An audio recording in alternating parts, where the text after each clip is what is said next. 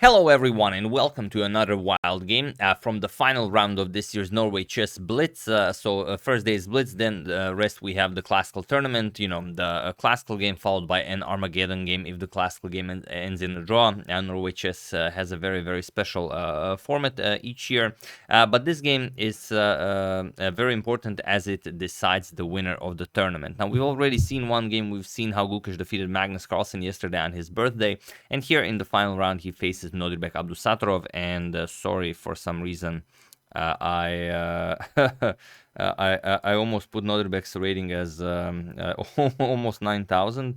So let me just fix that. I have no idea where this number came from. It's it's a really weird number, but there we go. Sorry about that. So it's a really incredible game. You guys will enjoy it. Let's check it out. So Nodirbek has the white pieces and he opens with pawn to e4. We have pawn to c5. Gukesh opts for the Sicilian defense, knight to f3, knight to c6, and now knight to c3.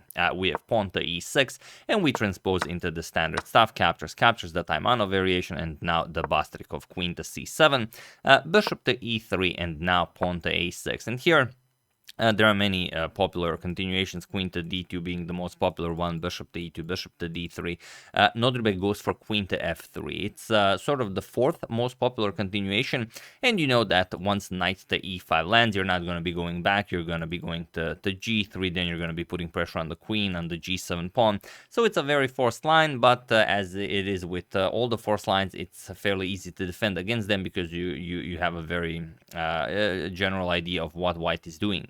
So knight to f6, we have castles queenside, and now knight to e5, attacking the queen, queen to g3, x-raying the queen on c7, also hindering the development of the dark square bishop on f8, but this is all very well-known stuff, so Gukesh just continues his expansion on the queen side, pawn to b5, knight back to f3, now putting pressure on the e5 knight, and just pawn to d6. And here, Nodirbek captures on e5, knight captures on e5, d captures, and okay, it's maybe a small victory for white because you've messed up black's pawn structure, you've doubled his central pawns. On the other hand, white almost always wants to put a knight on d5, and here you're not going to be able to do that on d5 or on f5, or if you're really into attacking, you will do it regardless of that.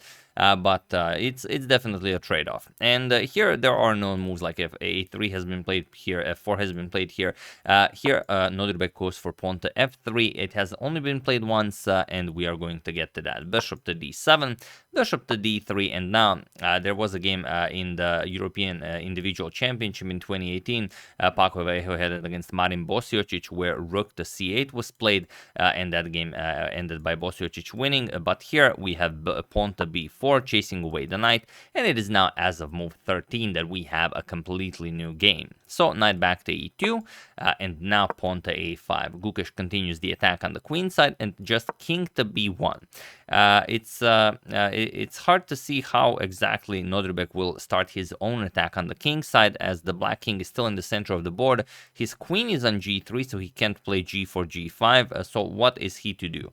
Well, pawn to a4. Gukesh continues his attack on the queen side, and now rook to c1, saying, okay, if you ever play b3, I'm just going to capture it, and your queen will be under attack. So g6, Gukesh says, all right, I'm just going to castle since you're not really attacking me or anything. Queen to f2, moving the queen. Now you can push h4, g4.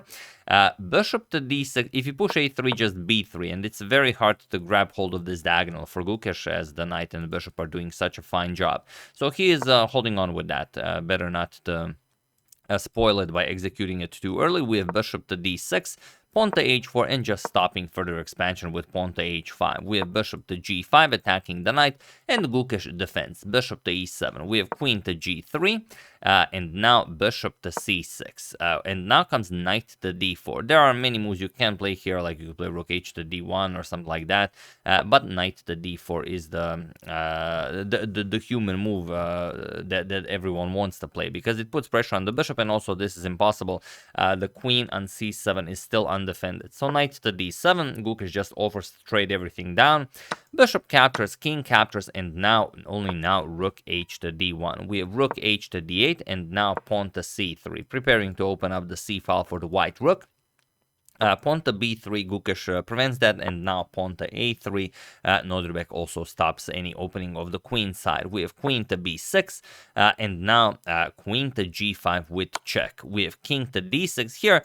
Your best move is king to f8, actually. And now after, let's say, white trades, let's say knight captures queen, captures g4, and okay, looks scary, but black can defend. However, after queen to g5 check, Gukesh played king to d6. He wanted to hide his king on the queen side, but this just blunders the game. So feel free to pause the video and win the game for Nodirbek while I give you a couple of seconds.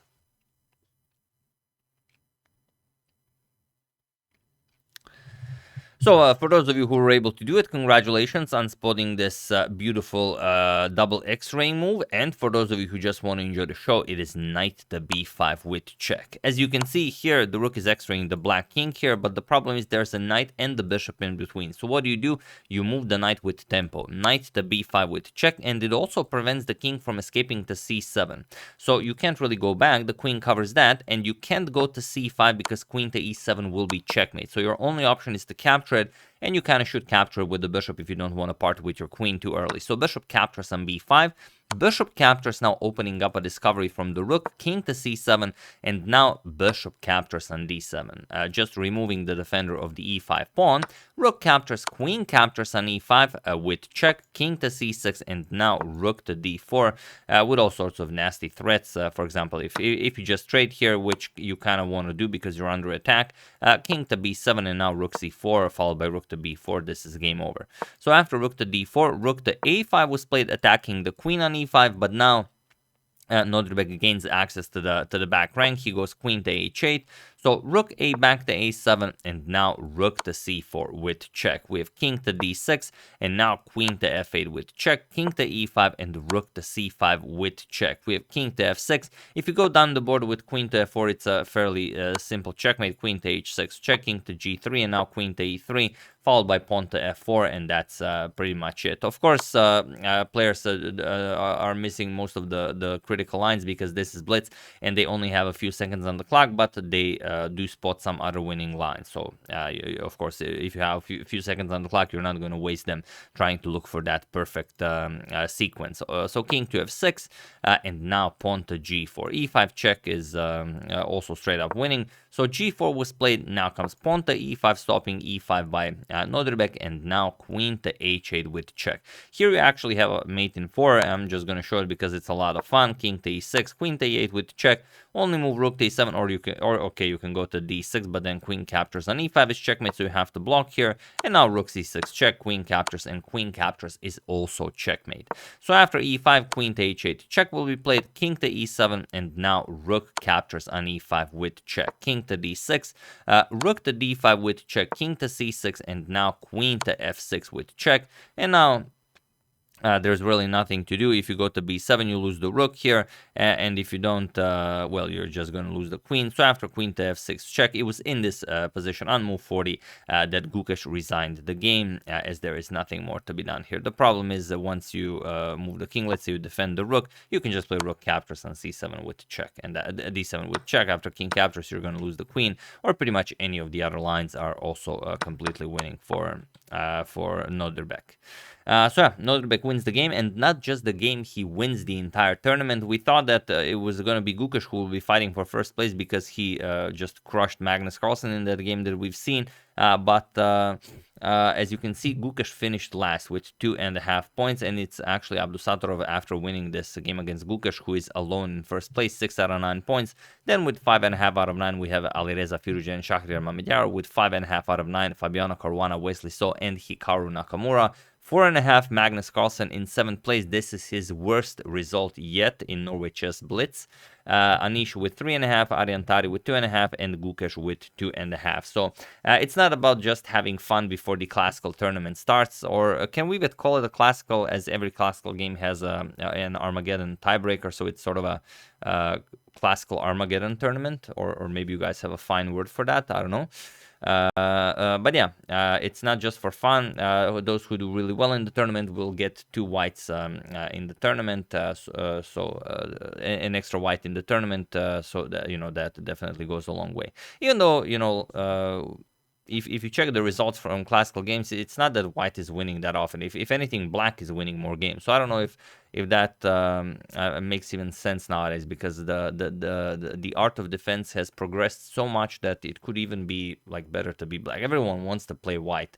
It's just that they more often than not do better with black. But yeah, who knows? We'll see what happens. Very much looking forward to the classical event. Big congratulations to Nodirbek on winning this. I mean, ahead of this spectacular field. We'll see how he does in the classical, and hope you guys will enjoy it as well. So yeah, that's the game. Really hope you enjoyed it. I would like to thank Marcus Grabel, Buntiak Pang, Ravishing Reptiles YouTube, Michal Sakarias, and David Gasparian for your contribution to my channel. Thank you a lot. I really appreciate it. As usual, you can check 2 of my previous videos here. Thank you for watching, and I will see you soon, continuing the coverage of Norway Chess until it finishes. Thank you all. I will see you soon, and have an excellent rest of your day.